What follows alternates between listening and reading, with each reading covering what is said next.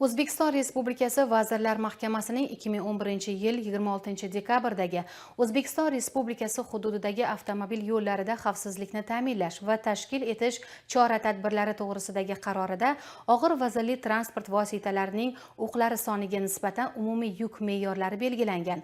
Mazkur me'yor talablariga qay darajada amal qilinmoqda? Viloyat avtomobil yo'llari bosh boshqarmasi, viloyat yo'l harakati xavfsizligi boshqarmasi hamda transport nazorati inspeksiyasi viloyat hududiy bo'linmasi hamkorligida o'tkazilgan nazorat tadbirlaridan tayyorlangan lavhamizda shu haqda so'z boradi.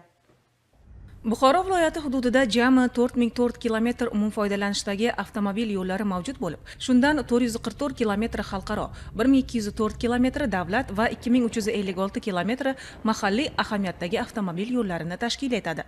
Yakka o'qqa tushadigan 271 kilometr yo'llar 13 tonna, 2150 kilometr 10 tonna, 983 kilometr yo'llar 6-8 tonna og'irlikka mo'ljallab qurilgan.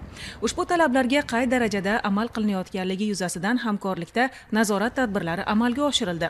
2025-yilning 2 oyi mobaynida 1364 ta yuk transport vositalari nazoratdan o'tkazilib, 275 ta holatda belgilangan me'yordan ortiqcha yuk bilan harakatlangan og'ir vaznli transport vositalari haydovchilariga nisbatan belgilangan tartibda ma'muriy bayonnomalar tuzildi. O'rganishlar natijasida viloyatning asosiy yo'l tarmog'i hisoblangan xalqaro ahamiyatdagi M37 Samarqand-Buxoro-Turkmanboshi avtomobil yo'li hamda A380 G'uzor-Buxoro-Nukus Beyneu avtomobil yo'llarida transport vositalarining o'rtacha harakat jadalligi 50-60 mingni tashkil etib, umumiy transport vositalarining 12% ga yaqinini 60-70 tonnalik, 4-5% 70-90 tonnalik, 2-3% 100-150 tonnalik va undan ortiq avtotransport vositalari tashkil etishi aniqlandi.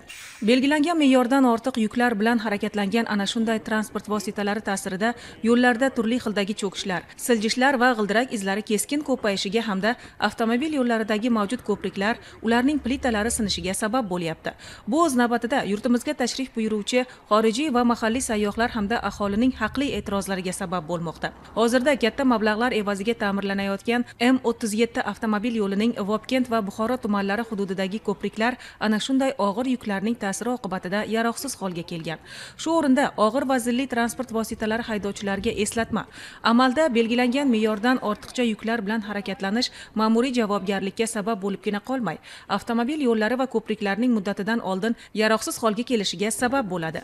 Yo'l qoidalari, qonunlar va albatta yo'l madaniyatiga amal qilish har birimizning burchimizga aylanishi lozim.